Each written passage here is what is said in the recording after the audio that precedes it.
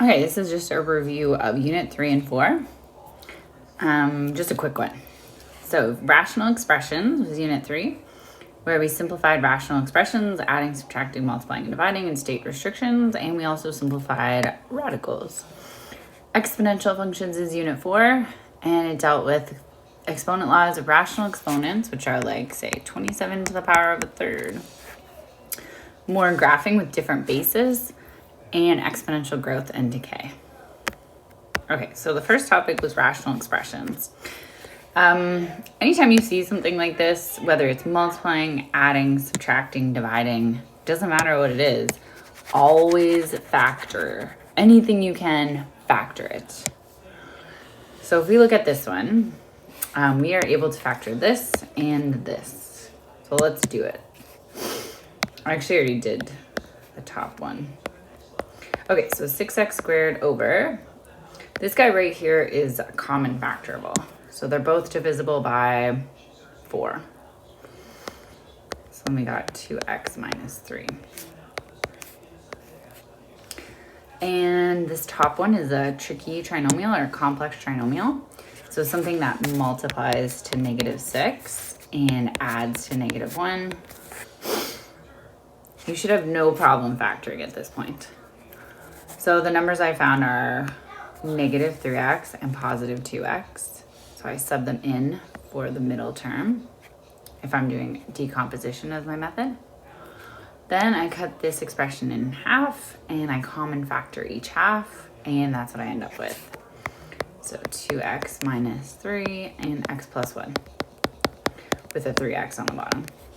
Now I just see what I can cancel out. It has to be top to bottom.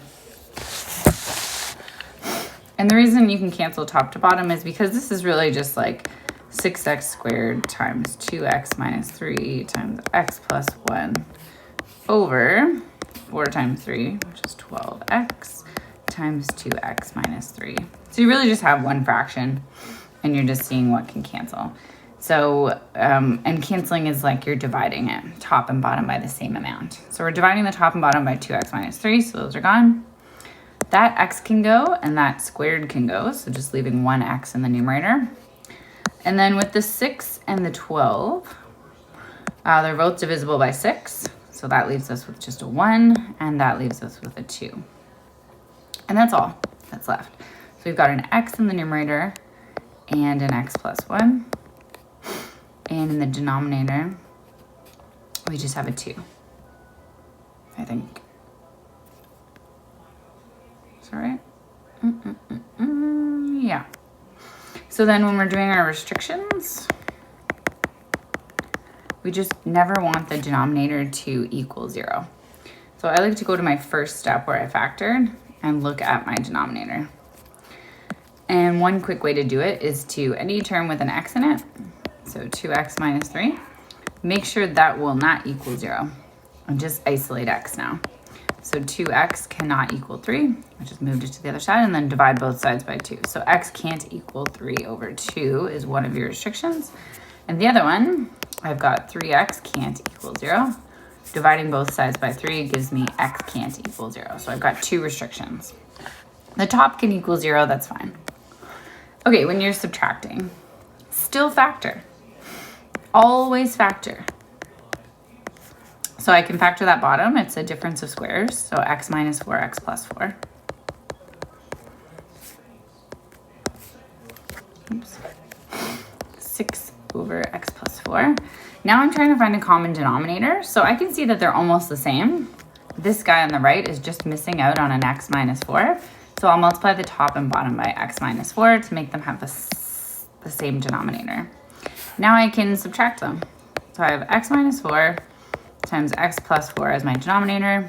And on top, I have 4x minus 6 times x minus 4. And I can simplify my numerator. So I'm just going to do that off to the side. So I have 4x minus 6 bracket x minus 4. So if I multiply my -6 throughout the brackets, I end up with -6x plus 24. Giving me a final answer of -2x plus 24 over x minus 4, x plus 4. And for restrictions, I know that x cannot equal 4 or negative 4. And radicals. These guys are the ones where, so if you have root 48, you're just searching for a perfect square that will multiply to 48. So I know 16 times 3 is 48. So I can rewrite root 48 as root 16 times root 3. And then I know the square root of 16 is actually just 4. So that becomes 4 root 3. This guy over here, you'll have to multiply 3 root 5 throughout the brackets. So you multiply these guys together, so that'd be 6. And then you multiply the radicans together, so that'd be 40. This one has a little 1 in front, so it would just be 3 root 10. Now we want to go through and see if we can simplify anything. So I know 40 can be written as a combo of root 4 times root 10. And then I also know that the square root of 4 is just 2. So then I can do 6 times 2 is 12 root 10 minus 3 root 10. And radicals are kind of like terms. So if I have 12 root 10s and I want to take away 3 root 10s, that leaves me with 9 root 10. My final answer. Okay, and then unit 4 is exponentials. So simplify using exponent laws. So like for this one, 4 and 12, that's just like a normal fraction that you're reducing. So they're both divisible by 4, so I would just leave that as like a third. 5 minus 1 would leave me with x to the power of 4. And 8 minus 10 would leave me with a negative 2, so I'm going to pop it on the bottom to make it a positive 2. And then I don't really need to write that 1. So that's my final answer. This one I already did this one, but I'll just walk you through it. So the first thing I did was, since this exponent was negative, I flipped the whole inside of the brackets. So didn't change any signs, just whatever was on the bottom is now on the top. Whatever is on the top is now on the bottom. And now our exponent is positive. And then I simplified inside the brackets. So I looked at x on top and x to the power of 6 on the bottom, and I saw that I would have x to the power of 5 on the bottom. I popped this guy into the numerator, so it became a positive 9. And then I added 9 and 3 to get 12. Next step would be to apply the exponent of 1/3 to every single thing. So 27 to the power of a third, y to the power of 12 times a third, etc. So I multiplied all of the exponents by a third. So 27 to the power of a third is just like the cubed root of 27, which is 3 times 3 times 3, so 3. And 12 times a third is just 4, so that's how I got the numerator. Then the cubed root of 8 for the denominator is just 2. And then 5 times a third is just 5/3. Final answer. Graphing. So we should be comfortable graphing any base for an exponential. So if it's 2 to the x, like all of these will have a y-intercept of 1. They're all going to go through 1. 2 to the x is going to maybe look like this. Whereas 8 to the x is going to be rising a lot quicker. Maybe I should have made it a little steeper. And 1/2 to the x is going to be going in this direction.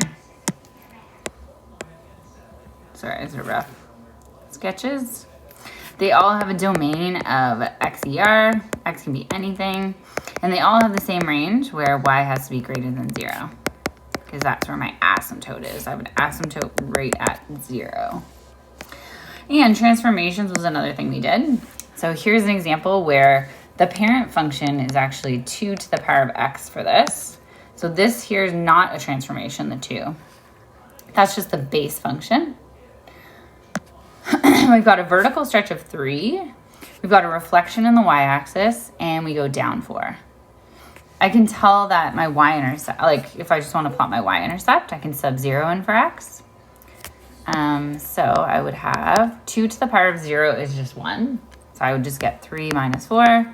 So I know my y-intercept is going to be at -1. Plot that on the graph. I know it's got a reflection in the y, so it's going to be going like this direction. I know I'm going to have an asymptote right at y equals -4. Maybe I want to just get another point to get it more accurate. So I'm going to sub in -1 just to see what's going on this side of the graph over here.